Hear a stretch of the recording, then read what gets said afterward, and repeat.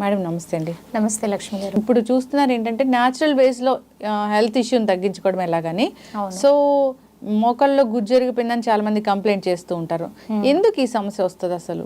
Okay, ఇప్పుడు మోకాళ్ళ నొప్పులు అనగానే ఫస్ట్ మనం గమనించుకోవాల్సింది ఏంటంటే పేషెంట్స్ మనకు చెప్తారు, ఎవరైతే దీని నుంచి సఫర్ అవుతూ ఉంటారో మోకాళ్ళు నడుస్తున్నప్పుడు బాగా నొప్పిగా ఉంది, స్వెల్ అవుతూ ఉంటాయి మోకాళ్ళ చుట్టూరు, అలాగే వాళ్ళకి మెట్లెక్కి దిగాలన్నా కష్టంగా ఉంటుంది. ఫిజికల్ మూమెంట్ అనేది చాలా దెబ్బతింటుంది. దీనికి మెయిన్ కారణం ఏంటంటే ఏదైతే మోకాళ్ళ ఒక స్ట్రక్చర్లో మధ్యలో మనకి ఏదైతే గుజ్జులాగా పనిచేస్తుందో లిక్విడ్, అది డ్రై అవుతూ వస్తుంది.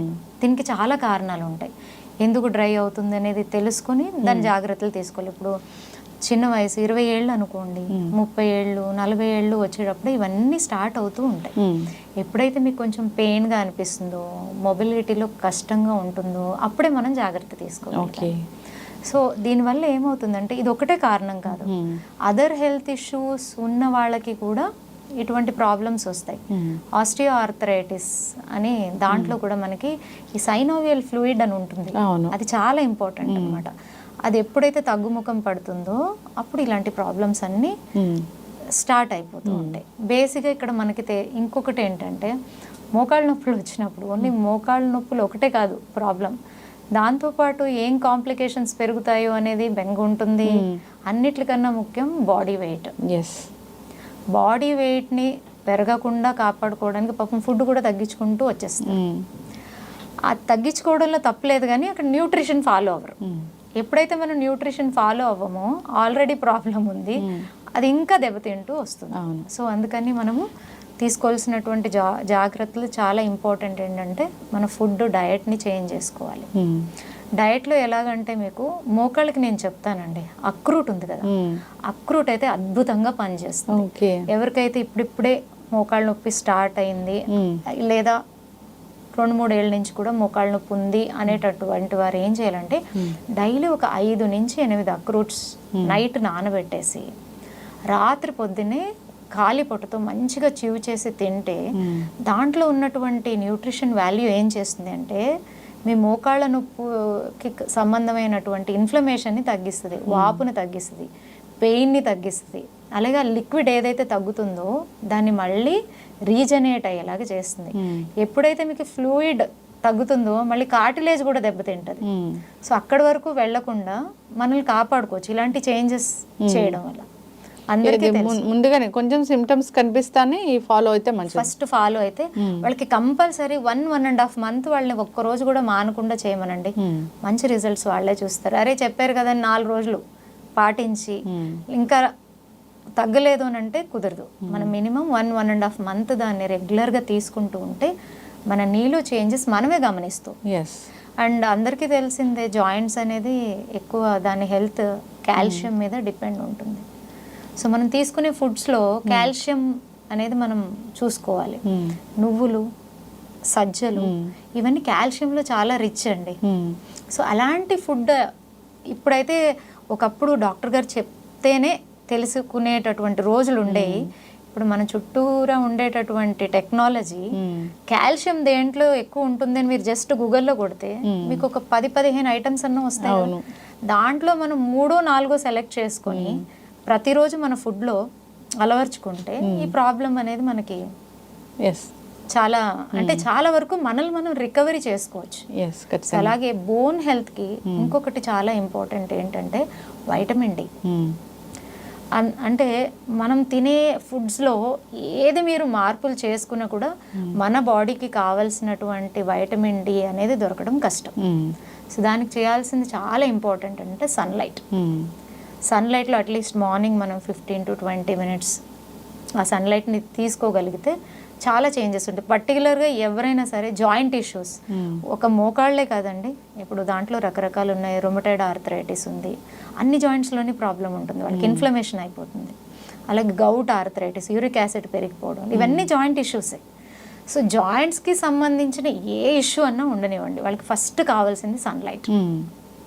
అలాగే మనం ఫుడ్లో కాల్షియం మిల్క్లో కూడా ఎక్కువగా ఉంటుంది కదా. చిన్న చిన్న చేంజెస్ అట్లీస్ట్ మనం డే టు డే మన రొటీన్ని మార్చుకుంటే చాలా వరకు మనకి ఎస్, న్యూట్రిషన్ డెఫిషియన్సీ అసలు మెయిన్ రీజన్ అనేది అన్ని రోగాలకి. అండ్ జాయింట్ ఇష్యూ ఉన్న వాళ్ళు కంపల్సరీ ఇవన్నీ జాగ్రత్త తీసుకోవాలి. అండ్ వీళ్ళకి అన్నిటికన్నా ముఖ్యమైనది మసాజెస్ చాలా హెల్ప్ చేస్తాయి బాడీకి. శరీరంలో మనకి ఏంటంటే వాతం అనేది ఎక్కువగా ఉన్నప్పుడు ఈ జాయింట్ ప్రాబ్లమ్స్ అన్నీ వచ్చేస్తూ ఉంటాయి.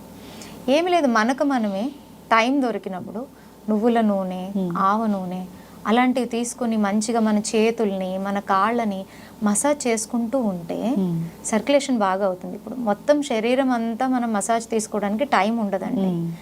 ఓన్లీ పాదాన్ని తీసుకోవచ్చు. ఒక పాదం మసాజ్ చేయడం వల్ల మీ శరీరం మొత్తం ఆటోమేటిక్గా ఆ మసాజ్ ఒక ఎఫెక్ట్ శరీరం మొత్తం ఉంటుందన్నమాట. సో ఇది వారంలో ఒక్కరోజు చేసుకోవచ్చు కదా. సో ఇలాంటివి చేయాలి. And physical movement, physical activities అనేది చాలా చాలా ఇంపార్టెంట్. దాంట్లో మీకు చాలామంది జాయింట్ ఇష్యూ ఉన్న వాళ్ళల్లో మనం గమనించేది ఏంటంటే వాళ్ళు ఎక్కువ ఎఫర్ట్ పెట్టి ఏమీ చేయలేరు, ఎక్కువ బరువులు ఎత్తలేరు, ఇవన్నీ చేయలేరు. నేను నడవలేనమ్మా, నేను ఎలా చేయగలను అని అడిగే వాళ్ళు కూడా ఉంటారు. వాళ్ళు కూర్చున్న చోటే చిన్న చిన్న సూక్ష్మ వ్యాయామాలు చేసుకోవచ్చు. సో అలాగే మీకు ఒమేగా రిలేటెడ్ ఫుడ్స్ ఏమైతే ఉంటాయో వాటిని ఎక్కువగా తీసుకోవడం, ఇలాంటివన్నీ చేయడం వల్ల మీకు చాలా వరకు జాయింట్ ఇష్యూస్ నుంచి బయటపడే అవకాశం ఉంది. మీకు ఒక మంచి హోమ్ రెమెడీ చెప్తానండి, చాలా అద్భుతంగా పనిచేస్తుంది. ఇది అందరి ఇంటి దగ్గర ఉండేటటువంటి చెట్టు, పారిజాతం చెట్టు. ఆ పువ్వులు అందరికీ తెలుసు, దాన్ని మనం చేత్తో తీసుకోకూడదు, కింద పడినప్పుడు తీసుకుని అది భగవంతుడికి సమర్పించాలి, అంత పవిత్రమైనది అని. అంటే ముందే వాళ్ళు అనలైజ్ చేశారు దాని ఒక మెడిసినల్ వాల్యూస్. అందుకే దాన్ని పిక్ చేయకూడదు. ఎందుకంటే అది మనం పిక్ చేసినప్పుడు ఏమవుతుందండి, మనల్ని ఎవరైనా పిన్ చేస్తే ఏమవుతుంది, పెయిన్ వస్తుంది. అది పెయిన్నే తీసేటటువంటి ప్లాంట్ కాబట్టి దాన్ని మనము పిక్ చేయకూడదనే ఉద్దేశంతో గురువులు పెట్టినట్టు ఉన్నారు. సో ఇది ఎలాగంటే ఈ ప్లాంట్కి లీవ్స్ ఉంటాయి కదా, 8 to 10 లీవ్స్ తీసుకోవాలి. తీసుకుని దాన్ని కొంచెం మంచిగా స్మాష్ చేసేసి దానికి ఒక గ్లాస్ ఆఫ్ వాటర్ యాడ్ చేసి దాన్ని మంచిగా బాయిల్ చేయాలి. బాయిల్ చేసేటప్పుడు కొంచెం జింజర్ని యాడ్ చేయడం వల్ల దాని ఒక మెడిసినల్ వాల్యూ ఇంకా పెరుగుతుంది.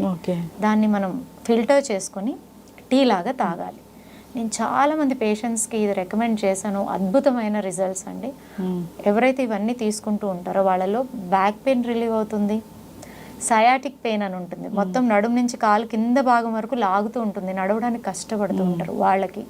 ఈ నీ పెయిన్లో ఇది ఎంత అద్భుతంగా పనిచేస్తుంది అంటే ఇది ఆ గుజ్జుని కరగనివ్వదు, ఆ కరిగినటువంటి గుజ్జు బాగా తయారవుతుంది, కార్టిలేజ్ని డ్యామేజ్ అవనివ్వదు, అలాగే ఆ వాపులంతా తీసేస్తుంది, పెయిన్ని రిలీవ్ చేస్తుంది. చాలా అద్భుతమైంది.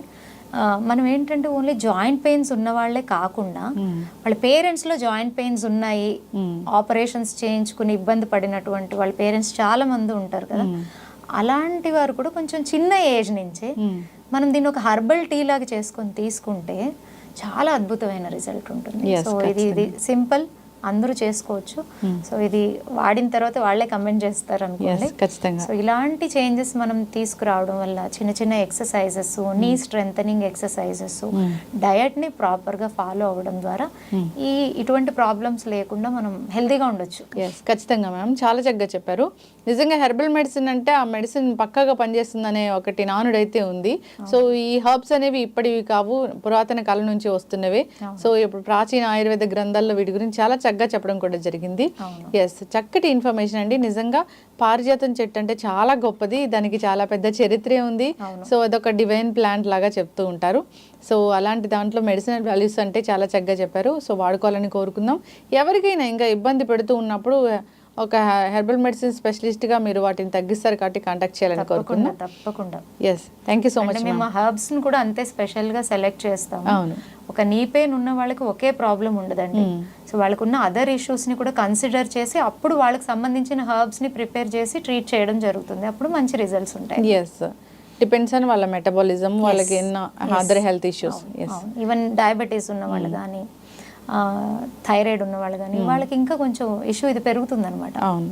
ఎస్, చక్కటి ఇన్ఫర్మేషన్ అండి. ధన్యవాదాలు. Thank you ma'am.